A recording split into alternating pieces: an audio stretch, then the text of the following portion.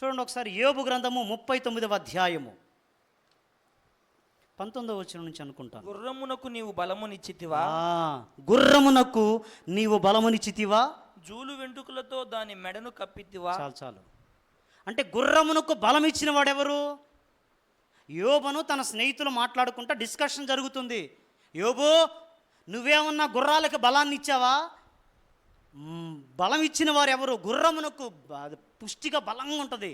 ఆ గుర్రానికి బలం ఇచ్చిన వాడు ఎవరు అంటే దేవుడు. హల్లెలూయా.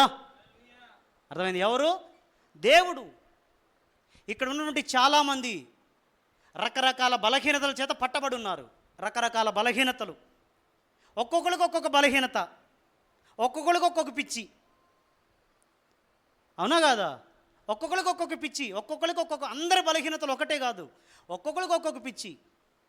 కొంతమందికి ఏమో సిగరెట్, ఇది ఒక బలహీనత, చర్చికి వస్తూనే ఉంటారు కానీ ఇది ఒక బలహీనత. చర్చికి వస్తూనే ఉంటారు, మందు ఒక బలహీనత. చర్చికి వస్తూనే ఉంటారు, అక్రమ సంబంధాలు ఒక బలహీనత. చర్చికి వస్తూనే ఉంటారు, లోక సంబంధమైన వ్యాపకాల మీద మనసు జావదు. వాళ్ళని వీళ్ళని చూసి వాతలు వేసుకోవాలా, వేసుకుంటూనే ఉండాలి వాతలు. అదొక బలహీనత. నేను అనుకునేది నాకు వచ్చిందాక అవసరమైతే భర్త మీద గొడవ పడతారు, లేదంటే భార్య మీద కూడా గొడవ పడతారు. అదొక బలహీనత.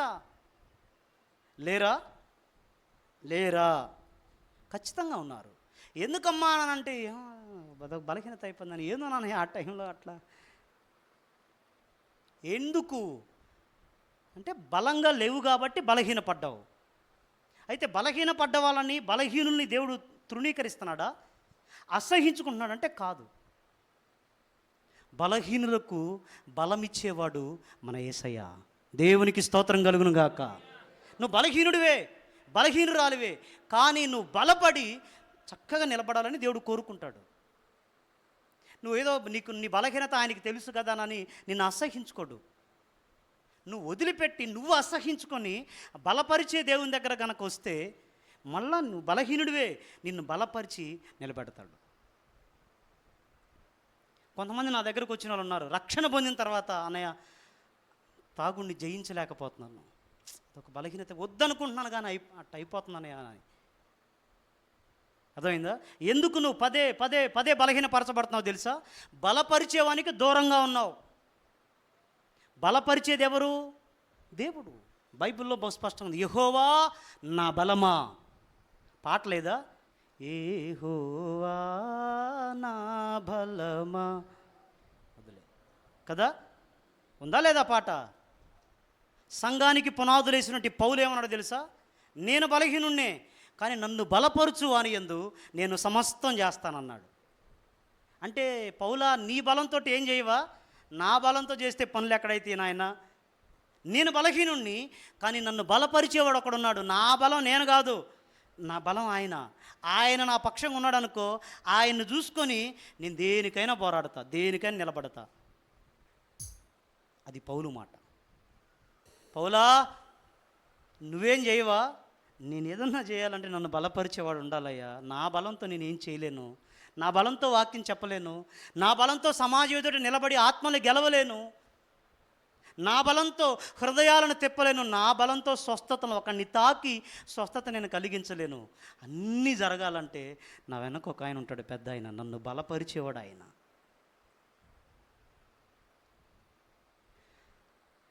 గుర్తుపెట్టుకోవాలి, దేవుని పని చేయటానికి ఓ పెద్ద పెద్ద టాలెంట్ కలిగిన వాళ్ళు, ఓ కండలు తీరిన అవసరం లేదు. కండలు మెలిదిరిన వాళ్ళు బలాఢ్యులు ఏమైనా కావాలా? దేవుని పని చేయాలన్న ఆరాటం గుండెల్లో ఉంటే చాలు. నువ్వు ఎంత బలహీనుడివైనా బలహీనురాలవైనా నిన్ను బలపరిచి వాడుకునే దేవుడు ఉన్నాడు. ఆ సంగతి ఎరగాల. హల్లెలూయా. అన్నయ్య అదే మనం నువ్వు అనుకున్నట్టే దైవజనులందరూ అనుకుంటే వాక్యం మరి బయట బాగానే మాట్లాడతాడు, డబ్బా నూరు వేసుకొని. ఏం దేవుని వాక్యం చెప్పడానికి ఏం మాయరోగం? దేవుని గురించి 4 మాటలు చెప్పడానికి ఏమి రోగం అంటున్నా? నీకు తెలిసిన 4 మాటలు చెప్పి ఒక బలహీనుని బలపరచలేవా? నువ్వు తెలుసుకున్న సత్యాన్ని అసత్యంలో నుండి చీకట్లుంటే ఒకరికి తెలియజేసి కనీసం వాడిని వెలుగు చూపలేవా? అవునా కదా? అన్నిటికీ నోరు బాగానే పనిచేస్తుందిగా. మరి బలపరిచే దేవుణ్ణి నిజంగా నువ్వు నమ్మితే, బలపరిచేవాడు ఉన్నాడని నమ్మితే, మరి అడుగులు వేయాలిగా. వేయాలా లేదా? ఏ పొద్దు పిరికి పందల్లాగా ఎంతకాలం ఉండాలి మనం? ప్రపంచం ఇట్టే ఉండదు, అట్టే కాలం. చూస్తూ ఉండండి. మీరు చూస్తూ ఉండగానే మన జీవన విధానంలో ఎన్నో మార్పులు వచ్చినాయి. అతి త్వరలో ఘోరమైన మార్పులు వస్తాయి. నీ చిన్ననాట సెల్ ఫోన్ అంటే తెలుసా నీకు? అసలు తెలుసా? తెలీదు. ఈరోజు సెల్ ఫోన్ తెలియనివాడు ఎవడున్నాడు? సెల్ ఫోన్లోనే ప్రపంచం అన్నట్టుగా అయిపోయింది. ఎందుకు? ఒకప్పుడు డబ్బులు తెచ్చుకోవాలంటే బ్యాంకుకి పోవాలా, లైన్లో నిలబడాలా, అది వర్కింగ్ డేనో కాదో తెలుసుకోవాలా, ఎన్ని తిప్పలు. ఈరోజు ఎక్కడ అడవిలో ఉండి కూడా ఫోన్పే కొడుతున్నావు. అది ఎంత 10,000 చెప్పు. అంత సౌలభ్యం వచ్చింది. అంటే ప్రపంచ పరిస్థితులు మారిపోతూ ఉన్నాయి. కాబట్టి జాగ్రత్త. బలపరిచేవాడు ఉన్నాడు. పద్దాకల బలహీనతలోనే ఇరుక్కోవడం కాదు. అర్థమైందా? కొంతమంది త్రాగుడు చేత, కొంతమంది మత్తు పదార్థాల చేత, మాదక ద్రవ్యాల చేత, కొంతమంది అక్రమ సంబంధాల చేత, కొంతమంది వెండి పిచ్చి, కొంతమంది బంగారం పిచ్చి, కొంతమందికి స్థలాలు ఇల్లు పిచ్చి, ఈ పిచ్చి బట్టి అదొక బలహీనతగా మారి, అర్థమైందా, బలపరిచే దేవుణ్ణి పక్కన పెట్టుకునే పరిస్థితులు ఉన్నాయి. జాగ్రత్త. నీ వెండి అట్టే కాలం నీతో రాదు, నీ బంగారం అట్టే కాలం నీతో పాటు ఉండదు. అవన్నీ ఉంటే మంచిదే, కానీ దేవుని కన్నా ఎక్కువ కాకూడదు. అవి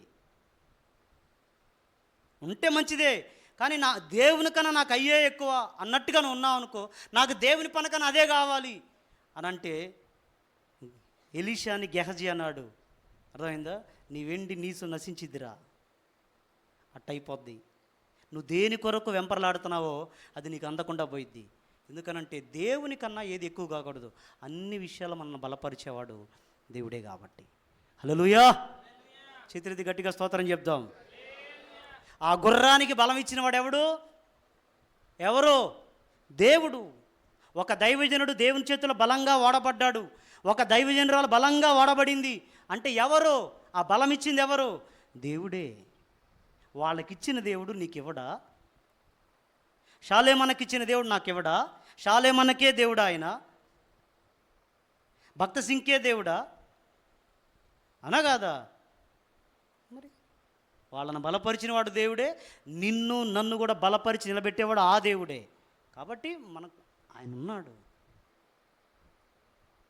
అని బలహీనతలోంచి ఇప్పుడైనా విడుదల పొందటానికి బలవంతుడైన దేవుని పాదాలు పట్టుకుందాం. దేవునికి మహిమ కలుగునుగాక.